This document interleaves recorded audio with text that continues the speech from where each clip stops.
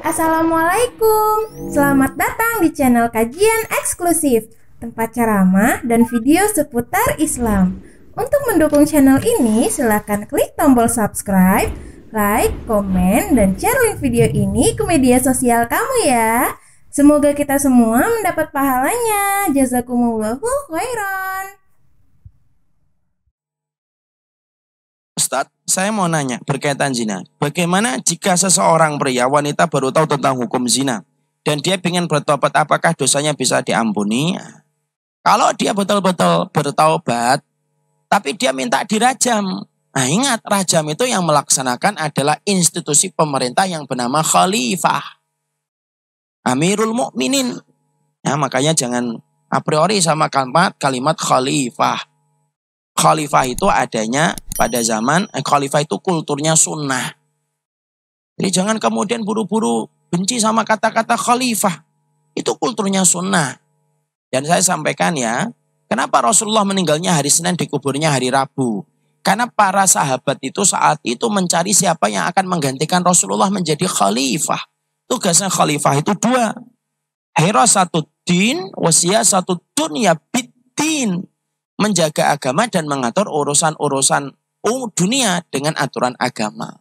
Siapa khalifah pertama kali? Abu Bakar.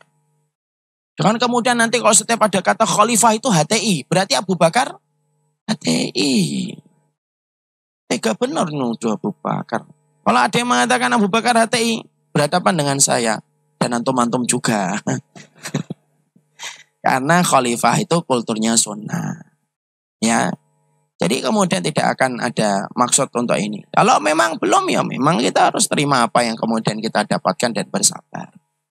Kembali ke tadi, maka institusi yang melaksanakan itu adalah, institusi yang melakukan itu adalah Khalifah Amirul Mukminin.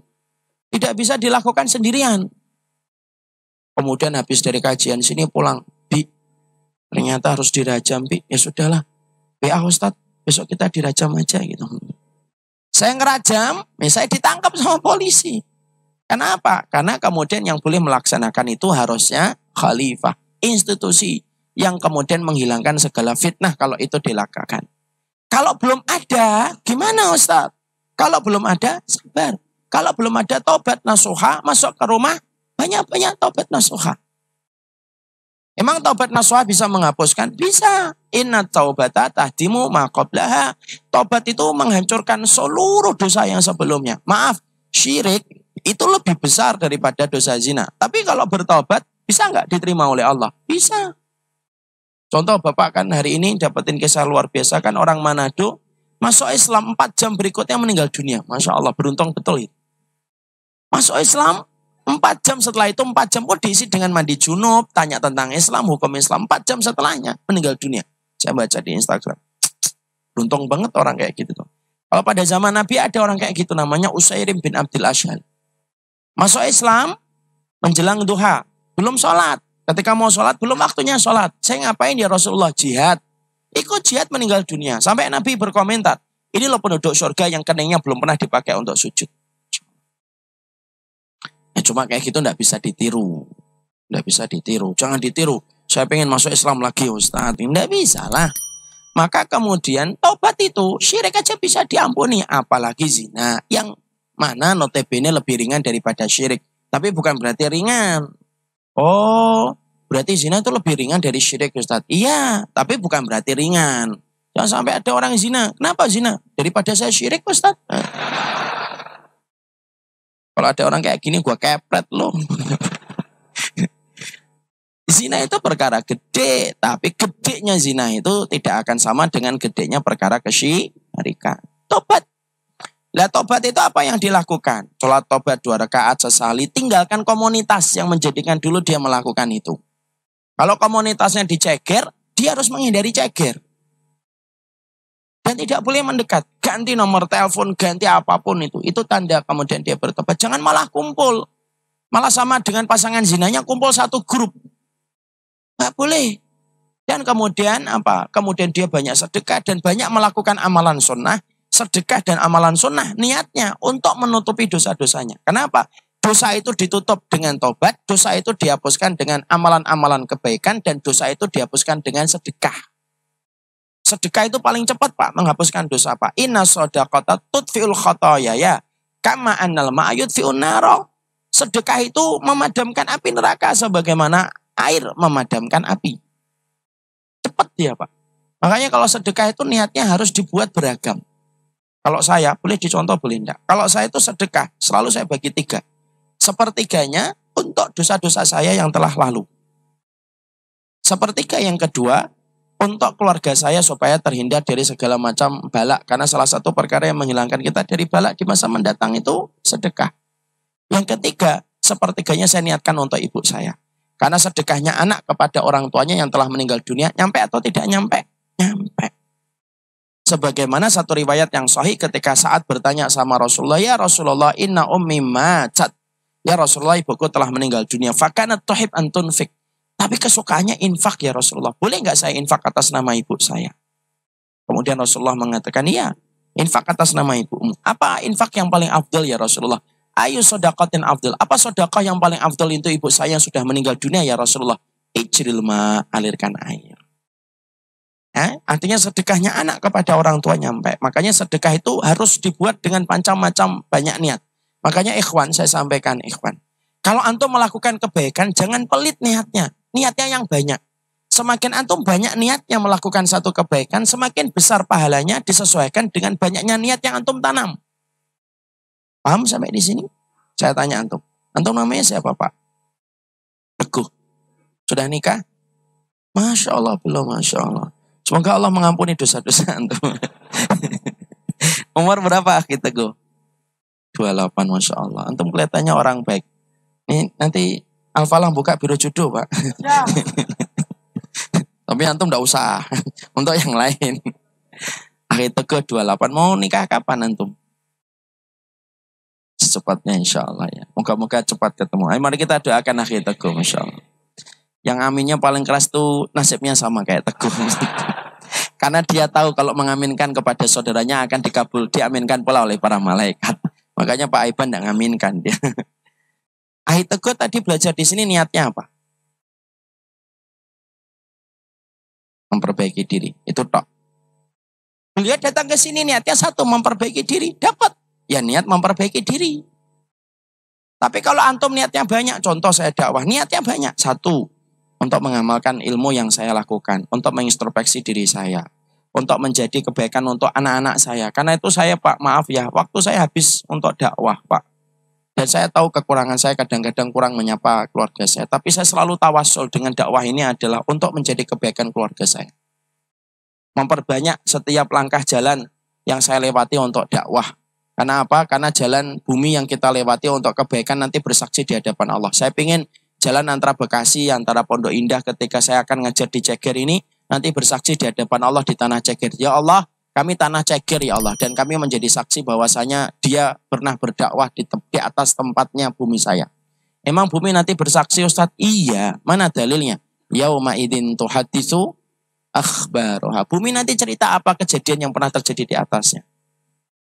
Kemudian yang kelima, saya kemudian supaya memudahkan jalan ke surga. Semakin banyak niatnya, semakin banyak pahalanya. Karena Allah itu akan menyikapi kita dengan niat yang kita tanam. Makanya jangan pelit-pelit niat. Niatnya apa? Ya, supaya tidak bodoh. Ya sudah itu saja. Makanya sampai Ibnu Qudamah itu berkata, orang kalau sudah paham agama, termasuk di antara perkara yang dia maksimalkan itu apa? Memperbanyak niat kebaikan. Dan itu yang kita harus mengerti. Makanya sodakoh, jangan niatnya sodakoh tok. Sudah, hati-hati ikhwan. Antum punya Rob yang sangat detail kalau melihat niat. Dan Allah itu memperlakukan kita dan berinteraksi dengan kita sesuai dengan niat kita. Makanya jaga niat yang baik. Salah satu niat yang kita jaga itu apa? Kalau sodakoh, salah satunya untuk menghapuskan dosa. Makanya orang kalau zina, punya duit banyak sodakoh. Niat sodakohnya apa? Ya Allah, ini saya sodakoh 1 M ya Allah untuk menghapuskan dosa zina yang saya lakukan. Karena sodakoh itu paling cepat menghapuskan api neraka. Memadamkan api neraka. Jadi sodakoh itu kemudian bukan untuk keberhasilan proyek kita. Enggak. Sodakoh itu karena api neraka itu hanya bisa dipadamkan. Itu salah satunya dengan sodakoh. Sodakoh itu visinya akhirat. Bukan untuk dunia. Ada enggak orang yang sodakoh setelah itu proyeknya berhasil? Ada. Tapi ada enggak orang yang sodakoh proyeknya enggak berhasil? Banyak. Jadi jangan ngarep kalau sedekah itu langsung dibayar langsung 700 kali lipat. Nanti kalau kita ngajarin umat, setiap sedekah itu nanti akan dapatkan ganti cash langsung. Anak khawatir nanti. Kalau ada orang sedekah 1 juta, kemudian 700 juta nggak datang-datang. Dia protes sama ustadznya. Kok saya 700 juta belum datang gitu kan. Nanti ustadznya malah bingung. Nanti jawabnya ya sudah, sedekahnya kurang, tambah lagi kan gitu. Ini kita khawatirnya gitu. Jadi sedekah itu salah satu perkara. Tanda orang yang bertaubat dari zina, kalau diterima oleh Allah itu tandanya apa? Tanda taubat itu kalau diterima oleh Allah Subhanahu wa taala, tandanya jazaul hasanati al hasanatu ba'daha. Itu nampak kebaikan setelah dia bertaubat. Yang dulunya tidak menutup aurat, menutup aurat. Yang dulunya takut, dia tidak takut sama laki-laki, dia kemudian sungkan malu sama laki-laki. Yang dulunya beringas sama perempuan, dia kemudian menjaga sama perempuan. Yang dulunya ketika sebelum zina, ketika dia zina nggak pernah datang ke tempat taklim, tiba-tiba setelah taubat sering datang ke tempat taklim. Nangiskan air mata, ketakutan sama Allah. Itu taubatnya diterima oleh Allah. Ini kisah nyata, wallahi ya akhi. Anak pernah ngisi di Lebak Bulus, ada salah satu pertanyaan yang sampai ke meja Ustadz ketika nanya itu. Ustadz, saya ini pelaku dosa besar. Saya pernah bunuh, saya berzina sudah tak terhitung, saya minum khamr, saya pernah nempeleng orang tua, saya pernah dipenjara. Semua kejahatan pernah saya lakukan. Insya Allah. Dan yang saya rasakan hari ini itu apa? Saya betul-betul ketakutan Ustadz. Setiap saya mendengar nasihat itu baru duduk di majelis ilmu, belum 10 menit saya sudah tumpah air mata. Apakah saya normal Ustadz? Masya Allah. Saya tuh ketika baca itu Pak, Masya Allah, iri saya. Air mata yang mudah menetes ketika bertobat itu air mata paling mahal. Air mata mahal. Makanya kemudian itulah yang kemudian kita akan lihat. Indikator orang diterima tobat dari zina itu apa? Pasti berubah total kalau dia sudah kemudian diterima. Makanya tadi kayak seorang sahabat, kayak seorang laki-laki yang datang kepada Nabi. Ya Rasulullah, saya mau masuk Islam. Tapi izinkan saya untuk kemudian berzina. Nabi mengatakan, kamu punya putri, punya istri, punya anak perempuan, punya. Gimana kalau semua itu dizinai orang? Saya penggal kepalanya, Muhammad. Kemudian Rasulullah menjawab singkat. Begitu juga sama orang lain. Orang lain juga mereka tidak ridho kalau keluarga mereka kamu zinai. Maka kemudian sebagaimana kamu yang tidak ridho. Lalu laki-laki itu berkata, sebelum ketemu dengan Rasulullah, tidak ada perkara yang paling saya cintai kecuali zina. Tapi setelah ketemu dengan Rasulullah, tidak ada perkara yang paling menjijikkan kecuali adalah zina. Itu tobat diterima itu kayak gitu. Dan saya akan berjuang di sisa umur hidup saya untuk kemudian memerangi tentang perzinahan. Nah itu tobat diterima itu kayak gitu. Makanya kalau ada orang zina, kok dia petantang-petenteng, masih kemudian sama perempuan jalan sama perempuan yang lainnya. Maka hukumannya itu disebut di dalam hukum syariat apa? Pezina. Karena apa? Karena pezina itu dalam Islam itu harusnya mati. Supaya tidak menularkan penyakit menularnya itu kepada orang lain. Mungkin kita kalau ngelihat dengan nalarnya kita, mungkin seakan-akan kok kejam. Tidak kejam.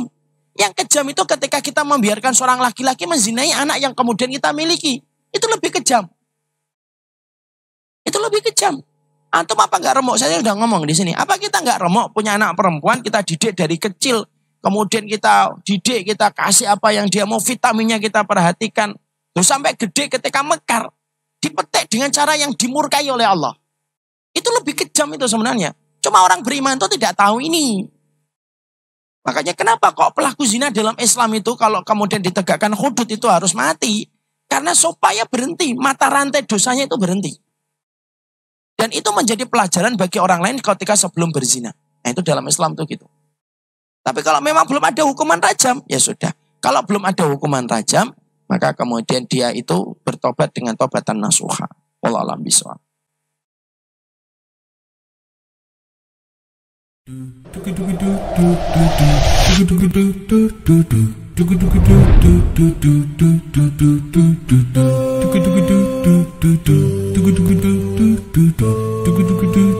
Do